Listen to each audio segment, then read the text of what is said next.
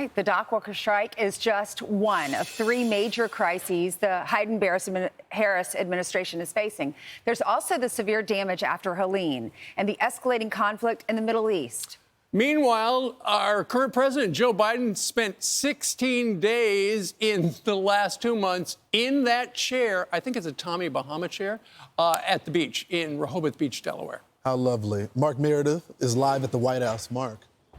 Lawrence, Ainsley, and Steve, good morning, friends. Later today, President Biden is set to return to the South. He's going to be touring the hurricane damage left behind from Hurricane Helene. He'll be in South Georgia, and it comes just one day after the president was in the Carolinas. The president getting a firsthand look at some of the devastation, while the Federal Emergency Management Agency says it doesn't know how much money it's going to need to clean up this damage. Also, it doesn't know if it's going to have enough money to make it through the rest of hurricane season, which stretches on until the end of November. DHS officials say they don't know how much money they're going to ask Congress for. Biden critics, though, say they are amazed that the president is making the trip while accusing him of being missing in action as Helene hit. Our latest count shows the president spending a lot of time away from Washington, and this is not a new trend. Biden's raised eyebrows before for his constant travels away from Washington. When President Trump was in office, he too was regularly criticized for visiting Florida and New Jersey on a regular basis. This week, though, the president rejected the idea that he's asleep at the wheel. Mr. President, why weren't you and Vice President Harris here in Washington commanding this weekend? I was commanding. I was on the phone for at least 2 hours yesterday and the day before as well. I commanded. It's called a telephone. There's an op-ed on Fox right now from David Marcus, who writes, in a normal world, Joe Biden would have stepped down by now and be free to lay on the beach in Delaware all day, which he does anyway. But these are not normal times. So until January 20th, the best we can do is cross our fingers and hope for the best. Vice President Harris, she too was touring the disaster damage on Wednesday, but today she returns to the campaign trail with an event this evening in Wisconsin. Steve, Lawrence, and Ainsley? Hey, Mark, so the president snapped at that reporter who asked about, do you feel bad about not being here for that crisis? And another time he said, well, I was only 90 miles away. 90 miles is how far Cuba is from Florida. So that, that puts it into perspective. That is kind of a long ways. Well, Steve, just yesterday on the Air Force One trip down, Alejandro Mayorkas, the DHS secretary, was asked, well, is the reason you guys are going down to the Carolinas now is because former President Trump went down there. I believe it was on Monday that he was down there, and DHS said, no, that's not the case at all. We're focused on disaster recovery. The White House has also pushed back on the idea that this was disaster tourism. Instead, they wanted to make sure that they had the resources to protect security for the president, but also not take away law enforcement needs for the folks that are down there. Obviously, they got to keep looters out. They've got to make sure that roads can be reopened, allow trucks to get back in. So, Steve, the White House pushing back quite hard on the idea that the president didn't care. But as we saw in that op-ed, critics say that this is still just such an unusual time right now. Yeah, it's so interesting to me. Thank you, Mark. They said that the current president, Secret Service, and the security protective details they use, it's the same as Donald Trump.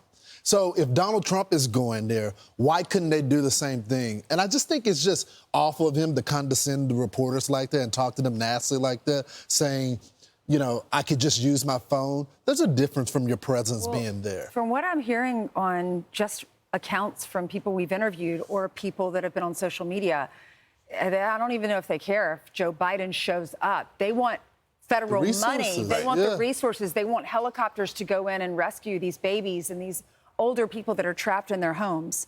There's so many civilians that are doing it through different organizations and nice millionaires or billionaires or whoever they're putting are offering red their tape helicopters. up for those people that are using their own private resources. Right. They want Washington to say, bring in National Guard, bring in whoever can help. So yesterday, Kamala Harris pledged that the administration would cover 100% of the local government cleanup costs. And as you look at Asheville, you can just tell it's going to be a lot of money. But here's the problem. The Federal Emergency Management Agency administration apparently does not have enough money if there's another storm. Secretary Mayorkas said this yesterday. FEMA does not have the funds to make it through the hurricane season. Here's the problem. The hurricane season runs through the last day of November. They are expecting another hurricane, but they don't have enough money. And in fact, Speaker Johnson was with us yesterday, and he was talking a little bit about, it's all about priorities. If we need more money, we've got to change things around. They should change things around at the Department of Homeland Security that Mayorkas is in charge of, because they've got millions and millions of dollars not going toward Americans, but going toward processing people who are in this country illegally. Well, I mean, There's so many different states that were hit. That would help with a lot of floods. And now we're up to $640 That money should go toward these American families that have lost everything. I mean, there's no... I mean, if you're going to have the policy of just keeping the border wide open, you know you're going to have to spend more money for processing and migrant shelters and feeding those kids that are coming across the border, because you said that it was okay for the parents to come across the border. We knew that there was going to be some sort of deficit with the surge of migrants coming across the border. It looks like the administration didn't calculate that with a request from Congress, and now they don't have enough money for the things that we need, which is the American citizens in the middle of a crisis. It's pretty sad. You know what? The president and vice president, Mayorkas, should announce a pause. We're going to have a pause on all the people coming into the country illegally and processing them, and we're going to reprogram that money to take care of the people here in the United States. But a couple of reports came out yesterday, and they are very damning. One of them was from the Department of Homeland Security's Inspector General, and this should scare everybody. They said that CBP, ICE, and TSA did not fully assess the risks associated with releasing non-citizens into the United States. In particular, think about this. A couple of the agencies rely on people. Okay, who are you? And they give them a name. So that's going to be the name that they put on a document. And that's why Tim Walz the other day said, they're traveling in the country legally. They are in the country legally because the federal government gave them that piece of paper. The problem is, according to the Inspector General at the Department of Homeland Security, you can't trust that. And it is of particular interest because TSA, people who get on the airplane, they don't really know who they are. They've just got a piece of paper from the Department of Homeland Security that says, I'm this person.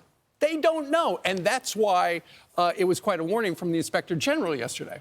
DHS 2025 Homeland Threat Assessment says this: over the next year, we expect some individuals with terrorism ties and some criminal actors will continue their efforts to exploit migration flows and the complex border security environment to enter the United States. So doesn't make us feel safe. The interesting thing about this is that you have to layer that report from the Inspector General to the quote that we got from DHS, upset about Tony Gonzalez releasing the numbers about the amount of criminals, rapists, as well as murderers that were coming across, people that had criminal records coming from guns. And they said it was over a 40-year period. But as I told you guys during that period of time, it's a numbers game. The more people that you have coming across the border that are unvetted, the higher that number is going to be. And so on one hand, they want to dispute that big number and say it's over a 40-year period, but then you get an Inspector General report that says, hey, just a cautionary tale here, guys. Be aware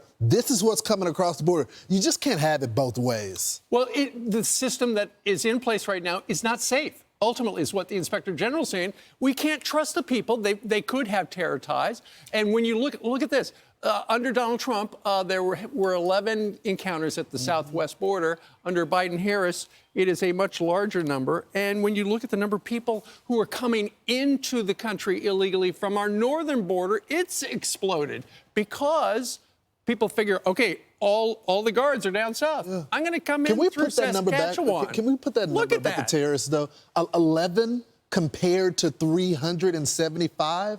I mean, that just shows you a secure border. I mean, there's still going to be some people that usurp the system, but when you just leave it wide open, of course. Those are only the ones we know. Yes. I mean, it only takes one to have a terrorist attack. Yeah. 375 we know are loose in our country. I just know that. And we just had that Iranian ploy against President Trump. That's right. And it's still ongoing. I just know that in politics, and both sides, you go back and forth on the issue, but there is no one that is an honest broker that believes that that Donald Trump is against a secure border. I know they keep bringing up the bill and his actions in there, but the reality of it is 4 years ago, the border was secure. And now we have these latest numbers showing us a much different tale.